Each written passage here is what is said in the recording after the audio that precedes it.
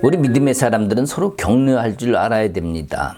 당신은 분명 잘할 수 있습니다. 아니, 잘할 것입니다. 이런 서로의 격려가 우리의 삶의 문도 열게 됩니다. 또 하나님이 우리의 기도 같은 그런 서로의 사랑스러운 말 속에 하나님의 인도하심도 또한 있을 줄 압니다.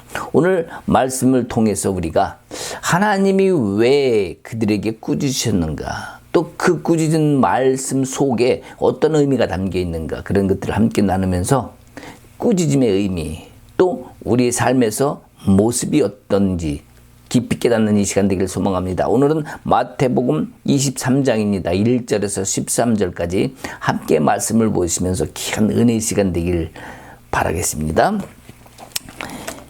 23장 1절입니다. 이에 예수께서 무리와 제자들에게 말씀하여 이르시되 서기관들과 바리새인들이 모세의 자리에 앉았으니 그러므로 무엇이든지 그들이 말하는 바는 행하고 지키되 그들이 하는 행위는 본받지 말라. 그들은 말만 하고 행하지 아니하며 또 무거운 짐을 묶어 사람이 어깨에 지우되 자기는 이것을 한 손가락으로도 움직이려 하지 아니하며 그들이 모든 행위를 사람에게 보이고자 하나니 곧 그 경문 띠를 넓게 하며 옷수를 길게 하고 잔치와 의자리와 회당의 높은 자리와 시장에서 문안받는 것과 사람에게 랍비라 칭함을 받는 것을 좋아하느니라. 그러나 너희는 랍비라 칭함을 받지 말라. 너희 선생은 하나요. 너희는 다 형제니라. 땅에 있는 자를 아버지라 하지 말라. 너희 아버지는 한 분이시니 곧 하늘에 계신 이시니라. 또한 지도자라 칭함을 받지 말라. 너희의 지도자는 한 분이시니 곧 그리스도시니라. 너희 중에 큰 자는 너희를 섬기는 자가 되어야 하리라. 누구든지 자기를 높이는 자는 낮아지고 누구든지 자기를 낮추는 자는 높아지리라. 화 있을진저 외식하는 서기관들과 바리새인들이여, 너희는 천국문을 사람들 앞에서 닫고 너희도 들어가지 않고 들어가려 하는 자도 들어가지 못하게 하는도다. 아멘. 오늘의 말씀을 우리가 보면서 예수님이 이 바리새인들과 서기관들에게 왜 꾸짖으셨을까? 이 부분을 대해서 우리가 깊이 생각해야 되는 부분입니다. 예수님이 꾸짖으신 이유 중에 하나가 뭐냐면 이 가슴 속 깊이 그 고통을 느끼는 거예요. 어떤 고통? 지도자가 없음으로 말미암아 내 백성들이 이렇게 고생하면서 정말 자유, 즉 샬롬을 누리지도 못해보고 고생하면서 살고 있구나. 이런 그 마음을 얼마나 깊이 공감하고 느꼈는지 잘 나타났습니다. 우리가 공감이라는 게 뭡니까? 우리는 돌봄이라는 것을 세상에서 많이 합니다. 돌보다. 케어, 이렇게 영어로 케어라고 얘기하죠. 돌봄이라는 의미가 영어로는 empathy라고 합니다. empathy.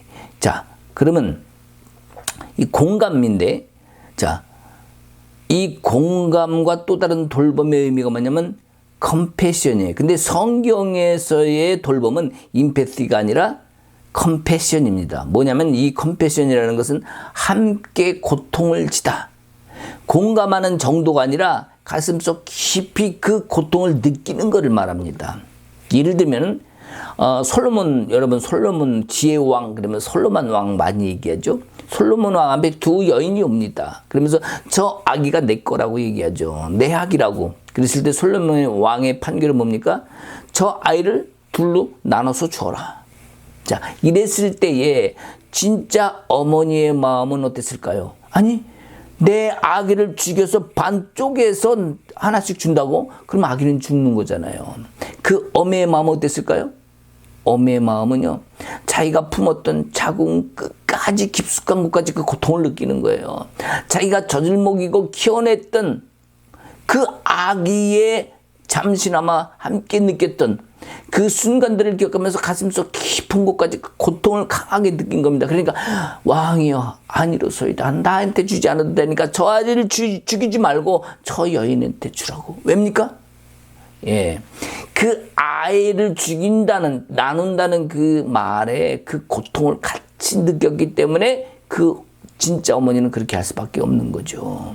누가 진짜 어머니인지 금방 판결이 난 거 아니겠습니까? 여기서 뭐에 컴패션, 깊이, 연민, 동정심 이런 거를 떠나서 더 깊이 그 고통을 느낀다는 거죠. 그것이 바로 예수님의 마음이에요.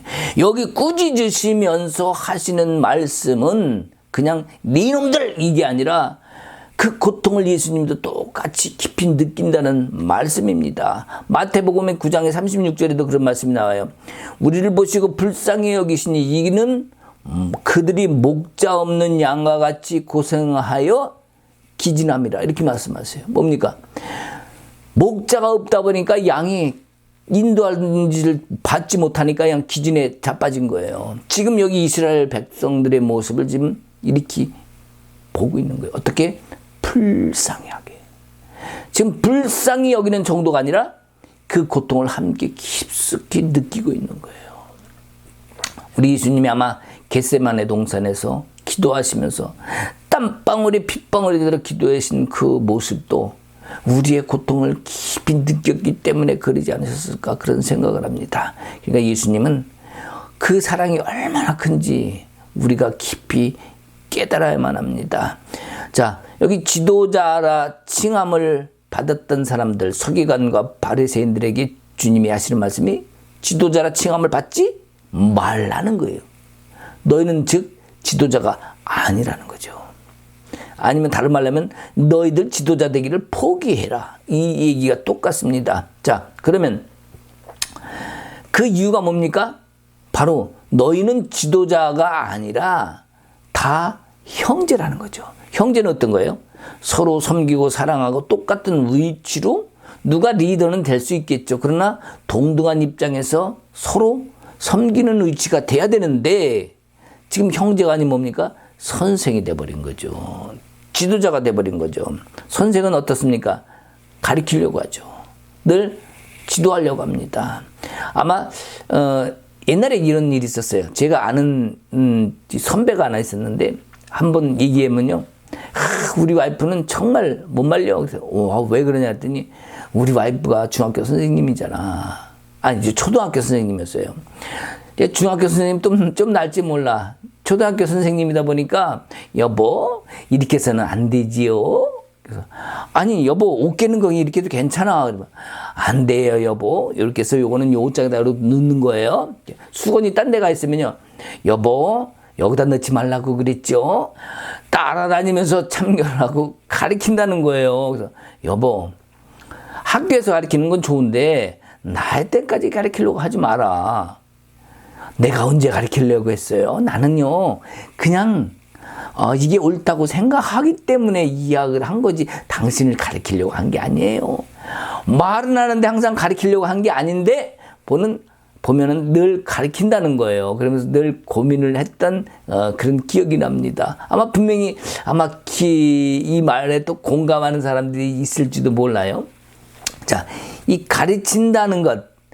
자, 우리는 잠깐 생각에 따라서 또한 감정에 따라서 그렇게 할 수도 있습니다. 그러나 우리가 이 교제하고 또 섬기고 사랑하고 이런 부분에 있어서는 내 입장을 얘기하기보다 상대방의 입장을 먼저 바라보고 이것이 과연 이렇게 해야 되는 것을 깊이 생각하고 말하는 게 공감해야 돼요. 왜? 내 입장만이 아니라 저 사람의 입장도 이해할 수 있는 그런 마음이 있어야 되거든요.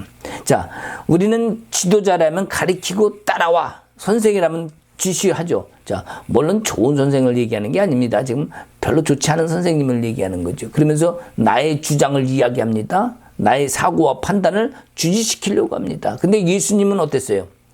오직 선생은 예수님뿐이라는데 예수님은 어땠습니까? 예수님은요, 제자들에게 직접 행하셨어요. 그리고 이렇게 해야 돼? 가르치지 않으셨어요.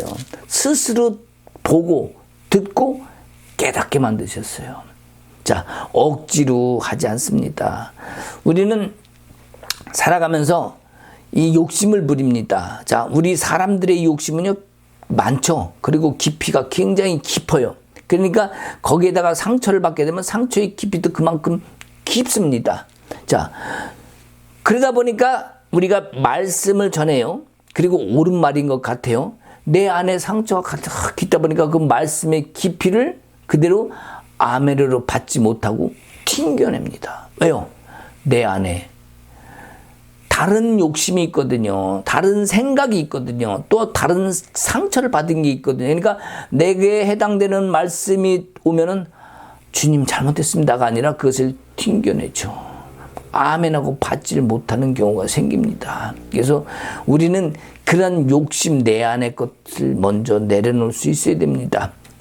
예수님이 우리에게 행하셨던 것처럼 우리도 서로 그런 관계가 돼야 돼요. 사랑하는 관계, 보고 느낄 수 있는 그런 관계를 만들어줘야 됩니다. 우리 안에 무엇이 있어야 되기 때문입니까? 바로 그것을 받아들일 수 있는 마음의 평강, 즉 뭡니까? 다시 샬롬. 이 샬롬이 있으면 모든 것을 받아들여야 돼요. 샬롬이 없기 때문에 받을 준비가 못된 거예요. 그것을 튕겨버릴 수 없는 거예요. 그래서 샬롬이 있으면요, 전쟁도 안 합니다. 자, 소련이 우크라이나를 왜 쳐들어갔습니까? 욕심이 있기 때문이죠. 나만의 이득, 나만의 위한 어떠한 주장이 있기 때문에 쳐들어가는 거예요. 욕심이 없으면 절대 전쟁을 치르지 않습니다. 우리 개인과 개인도 마찬가지죠. 욕심이 없는데 싸우자고 됩니까? 안 해요. 그래요? 그냥 이해하려고 하고 그냥 배려하려고 하고, 특히 우리 믿는 성경의 사람들은, 말씀을 붙잡고 사는 사람들은요, 더 하죠. 더 또 그렇게 해야만 됩니다. 조금 더 손해보더라도 저 영혼을 위해서 배려할 수 있는 그런 마음이 우리 안에 있어야 됩니다. 그런데 그렇게 못하는 건 뭐겠어요? 사단에게 휘둘렸기 때문이죠. 우리는 사단에게요, 많은 물질을 빼앗겼습니다. 손해를 보았습니다. 기업을 빼앗겼어요. 하나님이 주신 기업, 하나님이 주신 복, 그것도 다 빼앗겼어요. 왜 그랬어요? 우리의 무모한 행동으로 인해서 수많은 손해를 본 거예요. 무모한 행동이 무엇이겠습니까? 바로 주님이 주신 기업을 지키지 못했다는 것은 내가 내 안에 주님으로 채우지 못했다는 거. 주님을 주님으로 받아들이지 못하고 세상의 것으로 나를 채우려 했기 때문입니다. 모든 것에서 가장 큰 축복은 하나님이 주신 복입니다. 그런데 이 하나님이 주신 복을 지키지 못하고 내가 욕심을 가지고 더 얻으려 하고 더 가지려고 했기 때문에 사단에게 내가 빌미를 제공한 거예요. 그러니까 사단이 그것을 다 뺏어가도 그냥 끽소리만 하고 다 빼앗겨 버린 결과가 된 겁니다. 우리가 샬롬이 내 안에 자리 잡지 못한 결과가 바로 이런 상태를 초래한 것이다. 이렇게 이해할 수 있습니다. 모든 것에서 가장 큰 축복은 뭐라고요? 하나님이 주신 복이어야 돼요. 사람이 준 복, 세상으로 얻은 복은 쉽게 빼앗깁니다. 내가 눌려있어요? 힘들어요? 사단은요, 더 눌러버려요. 힘들어요? 아파요? 더 아프게 패버려요. 이게 사단입니다. 그러나 내가 하나님을 바라보고 그 사랑을 깨닫고 주님을 찾고 그 안에 살려고 하다 보면요, 하나님이 그런 자에게 뭐 한다고 그랬어요? 기업을 주신다고, 복을 주신다고 그랬어요. 그러니까 기업은, 하나님의 기업은 이 땅에서 오는 것이 아니라 하늘로부터 내려옵니다. 이 하늘로부터 내려온 복은요, 사단이 빼앗아가지 못해요. 우리 욥 알죠? 욥도 그랬잖아요. 나중에 2배로 복을 주니까 사단이 건들지도 못하잖아요. 처음엔 물론 시험하느냐고 그런 일이 발생했습니다만, 우리는 어쨌든 하나님이 주신 그 기업으로 알고 하나님께 예배드리고 찬송하고 주님 앞에 더 깊이 나아가면요, 그것은 주님이 주신 기업이 되는 거예요. 어떤 큰 회사를 말하는 게 아니라 우리가 받은 복, 사소한 것이라도 좋습니다. 작은 것이라도, 큰 게 아니라도 그 복을 내가 하나님께 감사 영광으로 돌리면요, 이전에 잊어버렸던 그 복이 다시 와. 하나님이 더 채워줘. 작은 것이 더 커집니다. 이것이 하나님의 복의 비결이에요. 자, 그래서 우리가 사람이 가져간 것, 또 세상이, 사단이 가져간 것은 우리가 다시 가져오기 힘들어요.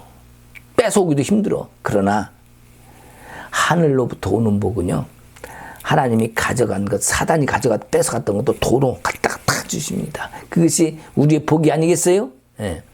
그것이 건강의 복이든 재물의 복이든 그 축복이 여러분 앞에 이어지기를 예수 그리스도 이름으로 소망합니다. 아멘.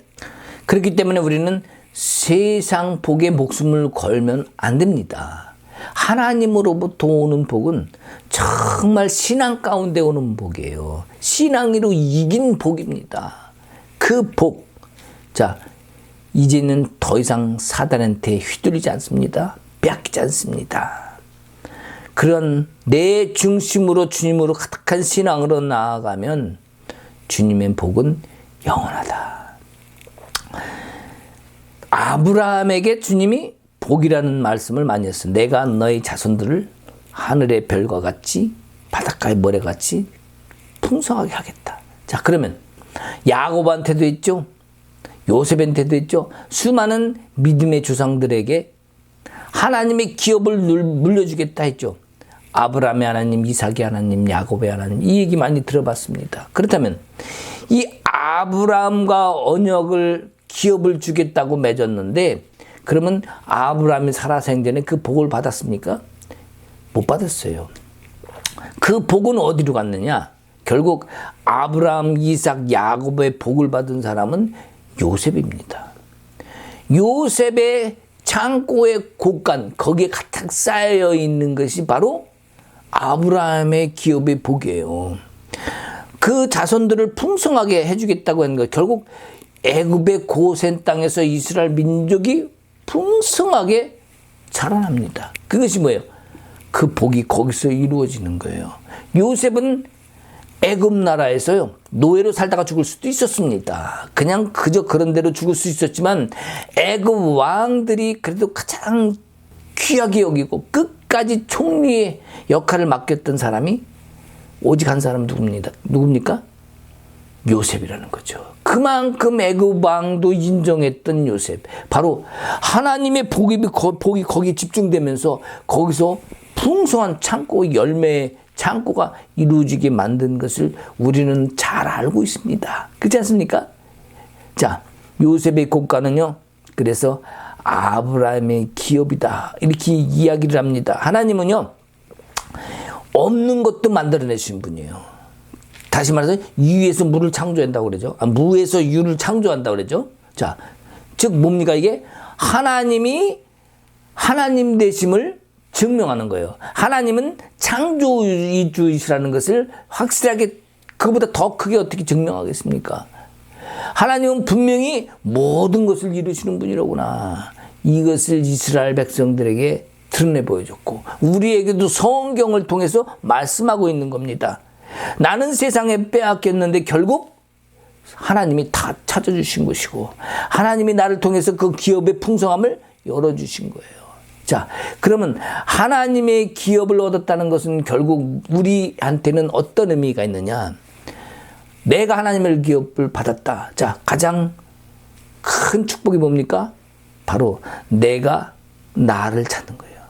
내가 세상 속에 들어가서 내가 세상에 현혹되어서 내가 세상의 마음을 빼앗기고 내가 모든 것에 세상의 목숨을 걸었던 것에서부터 나를 찾았다는 것은 모든 방향이 어디를 향했다는 거예요? 이제 하나님을 향해 있다는 거예요.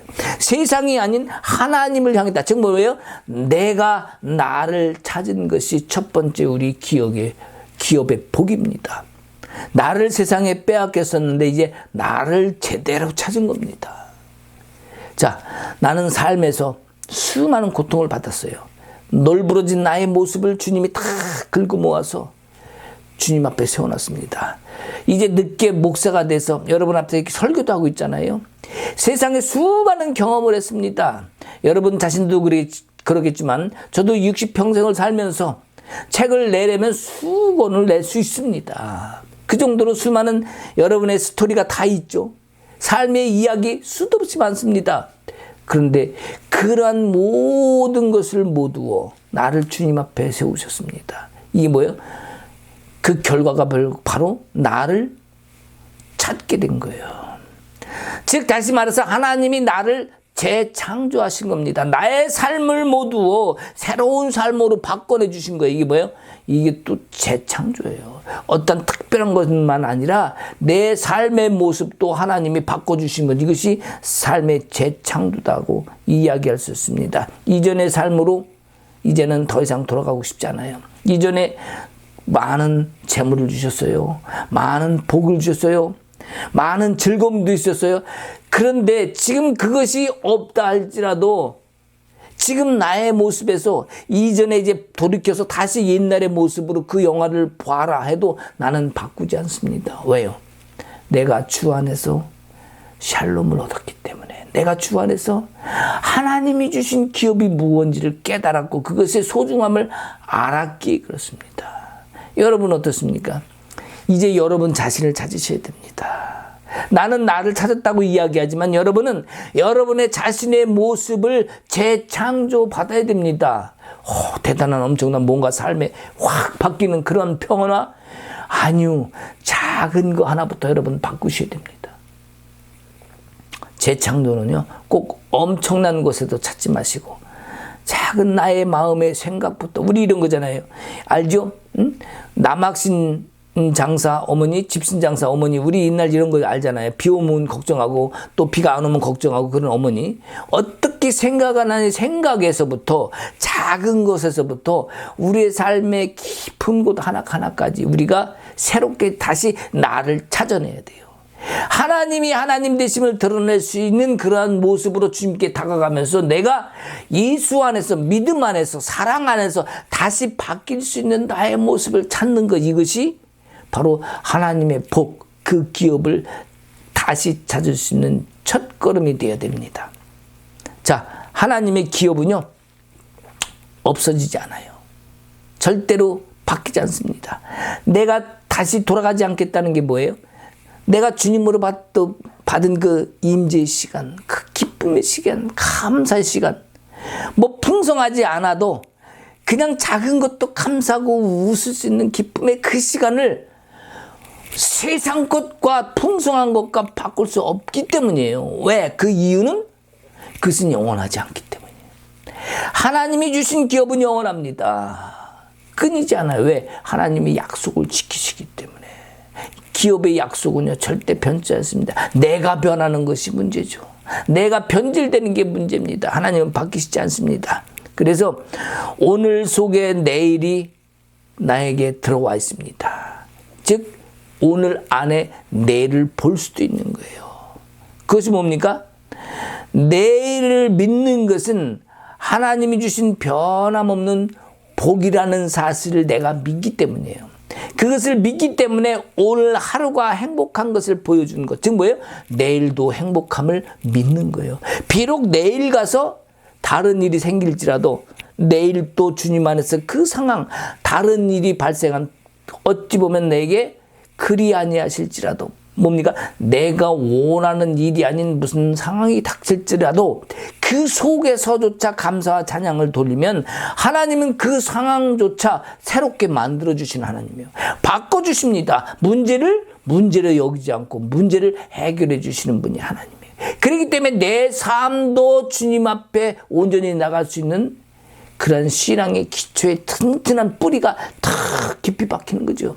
더 깊이 박힐수록 내 믿음의 성장과 내 영혼의 성숙은 점점 커질 테고, 다른 사람들이 나를 바라보는 시각에서도 저 사람은 괜찮다. 제가 어디 가서 밥을 먹으면 말이죠, 사람들이 내 옆으로 옵니다. 왜 오는지 아십니까? 어떤 데 가면은요, 보통 교회 목사님들 이렇게 가서 식사 가잖아요. 목사님 저쪽에 앉으셨다. 우린 저쪽으로 가서 앉자. 목사님 옆으로 안 가요. 그렇지 않습니까? 대부분 그런 경우가 많아요. 근데 저는 어디 가서 앉으면요, 사람들 저쪽에 있다가도 목사님 같이 밥 먹어도 돼요? 옵니다. 그럼요. 왜요? 좋으니까. 재밌으니까. 즐거움이 있으니까. 그 안에 뭔가 보이지 않는 사랑을 느끼니까 오는 거예요. 여러분 한번 생각해 보세요. 내가 어디 가서 밥 먹을 때 사람들이 나를 피하는지, 내게 다가오는지 여러분 한번 생각해 보세요.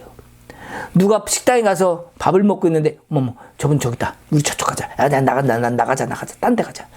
이렇게 되면 이건 뭐예요? 실패한 거예요. 만약에 그 사람이 목사님이 됐든 장로님이 됐든 어떤 선생이든 지도자든 세상에서 뭔가 존경받는 대상이라는 그러한 수준의 역할을 하는 그런 사람이 있다면 그건 더 큰 문제입니다. 그렇지 않습니까?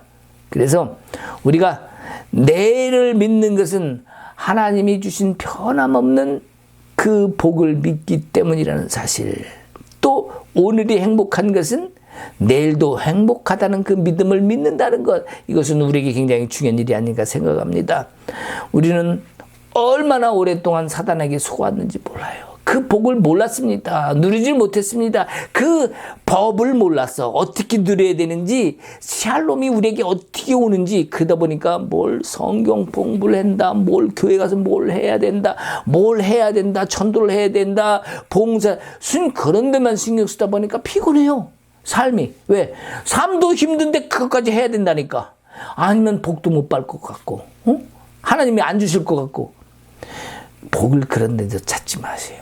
복은, 하나님은 내 옆에 계십니다. 내 안에 계십니다. 나와 늘 동에 손잡고 계십니다. 어디 가서 뭘 하나님께 달래려고 그래요. 그냥 고백하세요. 주님 사랑합니다. 주님, 오늘도 주님 때문에 나는 행복합니다. 감사합니다. 그 주님께 향한 그러한 사랑의 마음이 전달되면요, 다른 사람에게도 그렇게 해요. 그럼 다른 사람 눈에도 나는 내가 선생이라고 얘기하지 않아도 선생처럼 보이는 거예요. 내가 목사라고 얘기하지 않아도 혹시 목사님이세요? 이렇게 이야기하는 거예요. 어?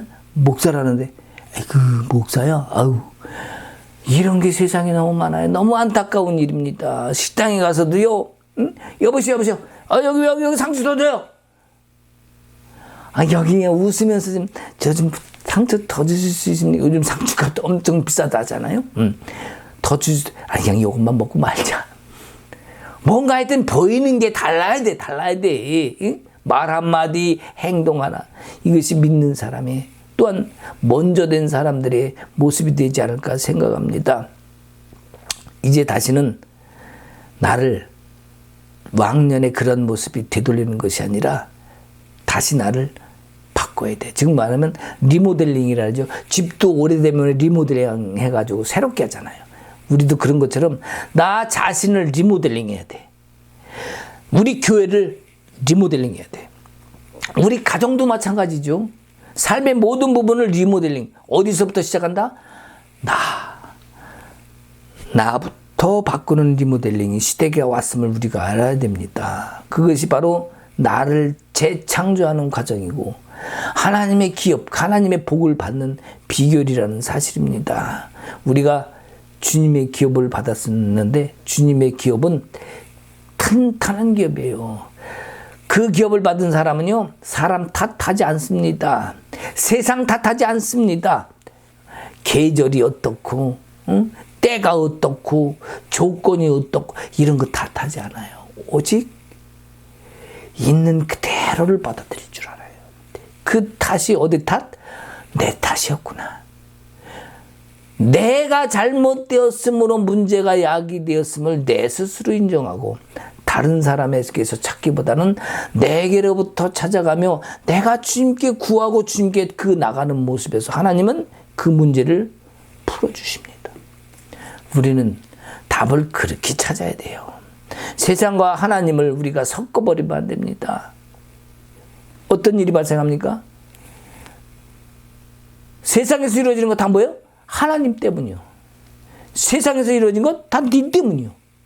이 세상과 하나님을 구분하지 못하고 이것이 과연 섞어버리는 거 어떤 상황이 돼요? 좋은 게 있어. 근데 이게 좋은 게 돌덩어리인지 이게 금덩어리인지 똥덩어리인지 구분이 안 가. 그러니까 딱 집었는데 보니까 똥덩어리를 집어왔어. 응? 왜요? 세상과 섞어버려서 그래. 하나님을 구분이 안 가는 거예요. 진짜 금덩어리를 집어올 수 있는, 하나님의 좋은 기업을 집어올 수 있는, 받을 수 있는 그런 우리의 신앙이 있어야 됩니다. 오늘 본문에서 서기관들과 바리새인들을 향해서 그동안 얼마나 잘못했는지 말씀하시는 부분이 뭐냐면 모세를 흉내낸다는 거예요. 모세. 자, 모세가 어떻게 생겼어요? 여러분 압니까? 모세는 뭐 수염 있잖아요. 수염. 그러면 만약에 모세가 수염이 있다면 서기관과 바리새인들이 그렇게 생각할 거예요. 야, 모세가 수염이 세 갈래를 땄다며? 그 밑에다가 방울을 달았다더라. 우리도 세 갈래를 따고 여기다 방울 달자. 그런 식으로 흉내냈을 거예요. 야, 모세 말하는 흉내내는 게 모세가 말투가 그래가지고 이런다면 우리도 그렇게 따라하자. 뭐 그랬을지도 몰라. 그죠? 어쨌든 모세를 흉내냈던 사람들. 자, 그 잘못된 그 모습, 즉 말하면 모세 율법은 맞습니다. 모세가 하나님으로부터 받은 거 맞습니다. 그러나 그들이 정죄하고 그들이 잘못된 부분에 대해서는 하나님은 정죄라고 하는, 예수님은 그들에게 꾸짖고 있다는 거예요. 그래서 꾸짖는 이유가 반드시 뜻이 있다는 이 이유, 그들을 꾸짖는 이유, 이것을 우리가 정확하게 짚어야 된다고 처음부터 말했었는데 왜라 그랬어요? 그들은 바리새인들, 서기관들은 뭐라 그랬어요? 이스라엘 모든 백성들과 지도자도 아니다. 형제라는 거. 지도자가 아니라고 지금 성경이 말하고 있잖아요. 그죠?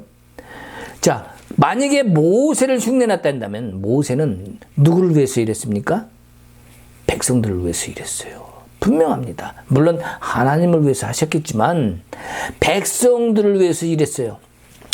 금송아지를 만들었습니다. 그들이 막 놀고 있을 때 모세가 내려오다가 돌판을 깨쳐버립니다. 화낸 이유가 있죠. 충분한 변명이 됩니다. 그죠? 그 정도면 이유가 충분해요. 그러나 하나님은 그렇게 생각하지 않으세요. 그래서 다시 40일 또 굶어가면서 기도합니다. 나중에 돌파를 받아갖고 오죠. 자, 그러나 하나님의 모습을 볼까요? 그들의 모습을 보신 하나님도 화가 났겠죠. 내가 너희들을 가나안 땅까지는 데려다 줄게. 그런데 나는 너희와 함께 가지 않으리라. 이건 청천벽력 같은 소식입니다. 모세가 그래서 간절히 기도합니다. 하나님, 그럴 거면 차라리 거기다 두시지. 그러면 이 백성들이 거기서 죽게 내버려 두시지. 여기서 멈추면 함께 가시지 않으면 하나님은 뭐가 됩니까? 하나님 그럴 수는 없습니다. 간절히 기도할 때 하나님이 그 기도를 들어주십니까? 안 들어주십니까? 들어응답하세요. 그리고 내가 함께 하리라. 가리라 그러시면서 하나님의 등짝을 보여주시잖아요. 자, 하나님의 등을 보여주신 이유가 뭡니까? 많은 사람들은 하나님의 앞을 보면 죽기 때문이다 그러지만 여기서는 난 그렇게 생각하지 않아요. 하나님이 모세에게 등을 보여주신 것은 자, 내가 앞서갈 테니까 따라와라. 하나님이 앞에 갔으니까 뒤에서 보는 사람은 뭐가 보입니까? 등이 보이는 거죠. 내가 먼저 갈게. 내가 너와 함께 하리라. 가리라. 이제 다시 약속을 하십니다. 모세 보고 따라오라는 거예요. 모든 사람은 선생을 따라가야 됩니다. 그런 다음에 모세의 모습을 한번 우리가 다시 한번 또 볼 수가 있어요. 예수님의 모습과 모세의 모습을 한번 비교해봐요. 자, 그러한 불평, 불만을 가득 제기했던 그 백성들의 모습을 모세는 이미 다 알고 있어요. 그리고 그들을 품고 하나님 앞에 간절히 기도했습니다. 하나님의 응답을 얻어냈습니다. 그러나 모세는 가나안 땅을 바라보면서 요단강 건너편에서 들어가지는 못하고 그 백성들이 저질렀던 수많은 죄, 불평, 불만, 잘못된 것을 다 짊어지고 거기서 죽어갑니다. 만약에 그 불평, 불만을 다 짊어지고 죽지 않았더라면, 그가 담당하지 않았다면, 짊어지지 않았다면 여호수아와 갈렙을 통해서 그 이세 백성들이 가나안 땅으로 들어갈 수 있었을까요? 없었어요. 그 짊어지고 자기가 담당한 그 모습, 바로 이것이 우리의 죄를 담당한 예수 그리스도의 모습과 그 삶과 같지 않습니까? 똑같은 거예요. 성경에서는 모든 성경은 예수 그리스도를 비교하거나 지칭하거나 아니면 대상으로 하고 있습니다. 오실 예수 그리스도를 이야기하고 있기 때문에 모세의 모습도 예수 그리스도의 모습을 말하고 싶었다. 또 오늘 예수님도 너희들이 왜 모세 흉내 내느냐 이거예요. 응?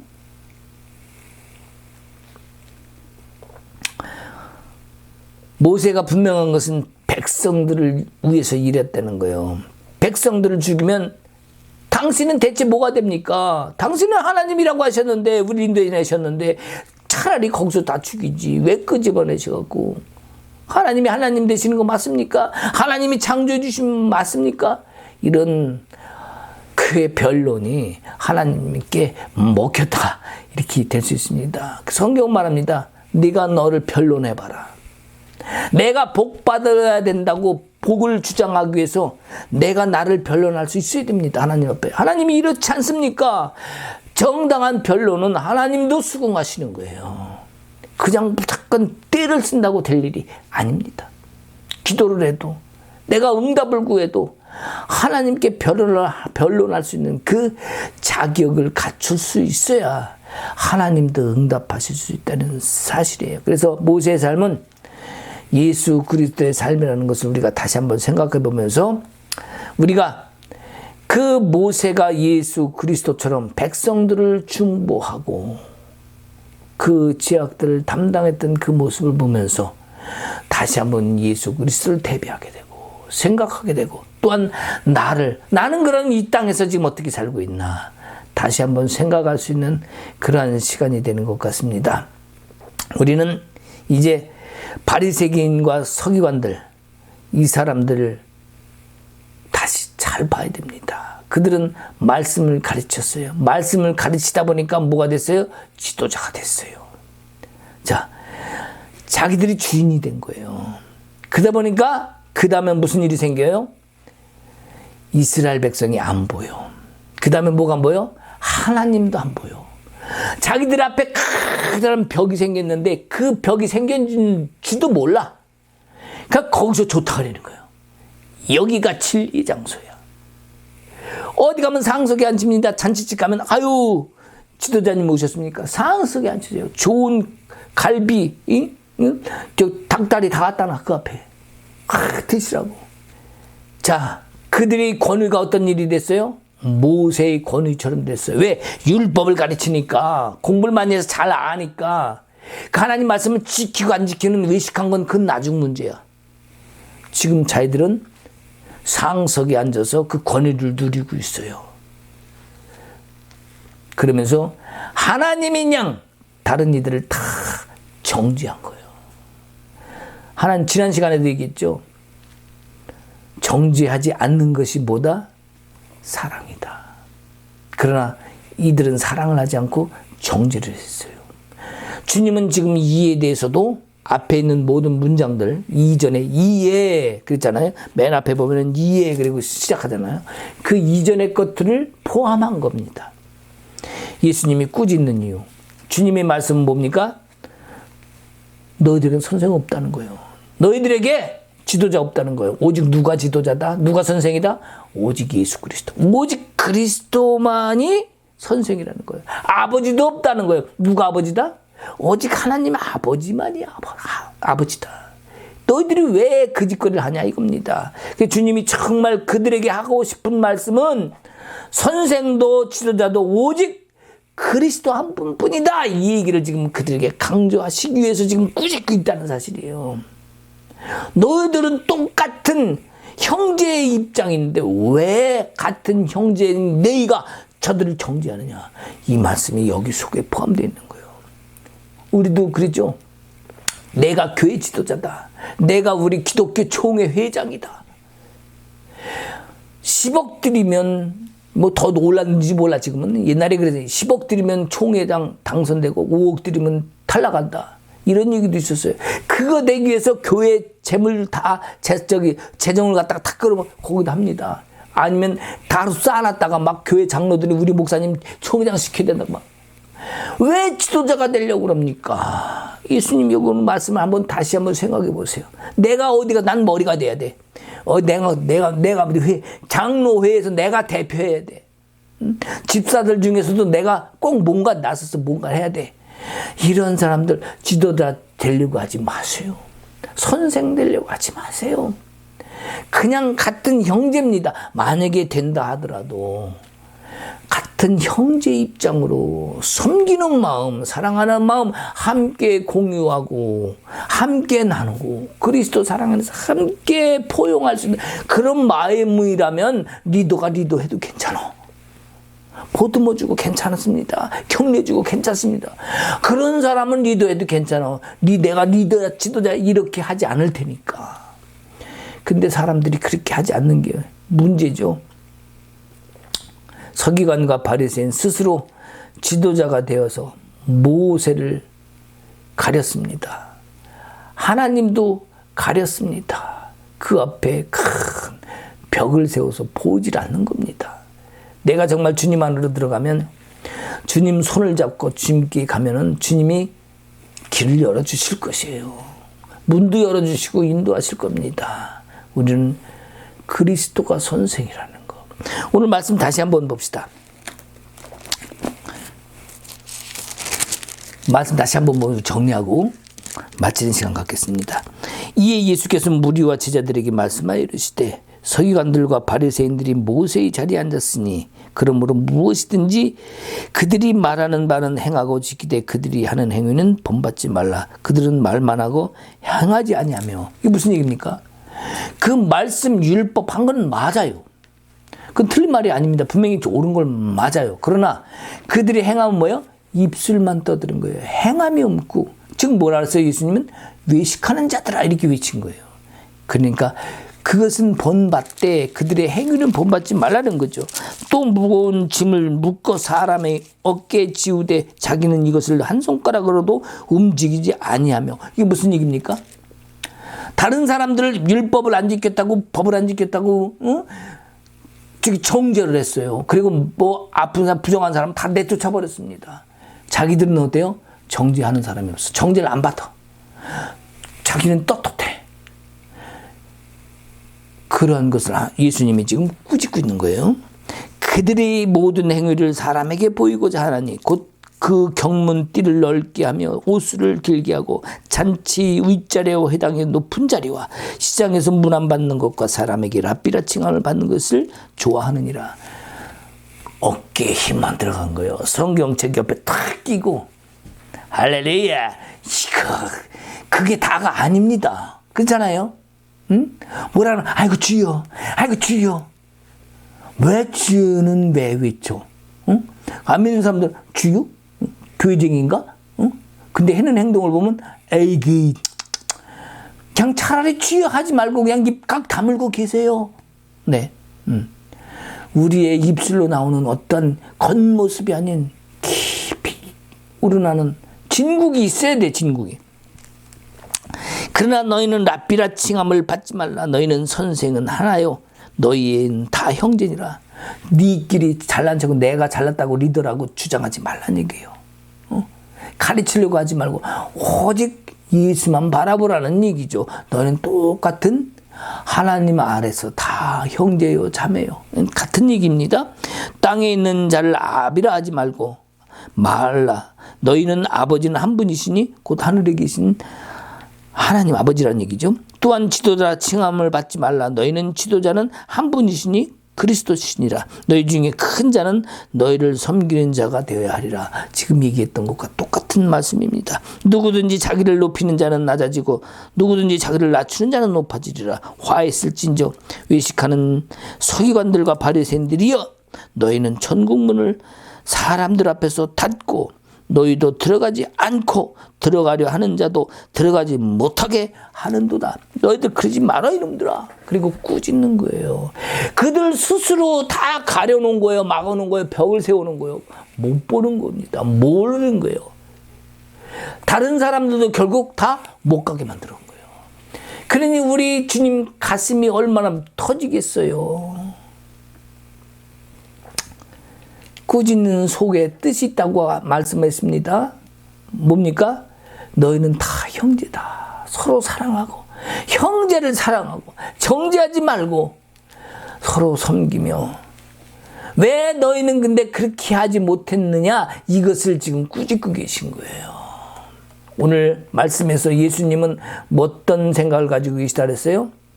가슴 속 깊이 그 고통을 우리 그 지금 우리와 함께하는 것처럼 그 정죄받은 자들, 예수님 하나님 앞에 오지도 못하고 율법자들 바라보면서 지도자라는 사람들 앞에서 다 가려버린 그 불쌍한 사람들 바라보면서 함께 고통을 느끼는 예수님의 마음을 그대로 우리에게 전해주신 거예요. 그러면서 그렇게 만든 그들을 꾸짖고 계신 것이다. 이것을 뭐라, 우리 깊이 고통을 느끼는 것을 컴패션이라고 얘기했죠. 이것은 주님의 마음, 깊은 아픔과 고통을 함께 공유하면서 또 느끼고 그것을 함께 안타까워하는 그런 마음. 우리 안 믿는 자들, 이웃, 내 형제 자매, 예수를 모름으로 아니면 알면서도 겉으로 형식적인 종교신앙을 가짐으로 인해서 이 하나님을 바라보기보다는 세상을 바라보고 세상과 씨름하고 세상 것을 얻으려고 오늘도 애쓰고 힘쓰는 그 안타까움을 우리가 느낄 수 있어야 돼요.